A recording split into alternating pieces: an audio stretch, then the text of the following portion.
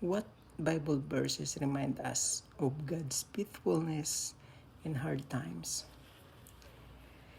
It's wonderful we are seeking encouragement and God's faithfulness during challenging times.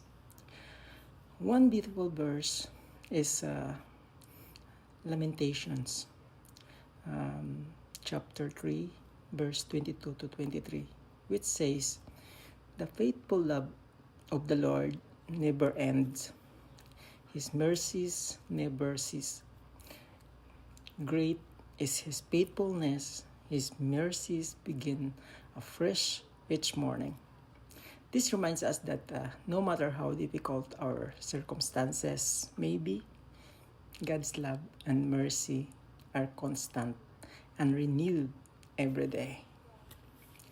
Additionally, in Psalm 46, verse 1, assures us God is our refuge and strength, always ready to help in times of trouble.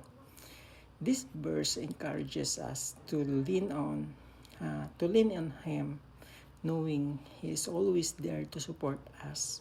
Remember, in every trial, God remains faithful, and it's our source of hope and strength. Keep trusting Him.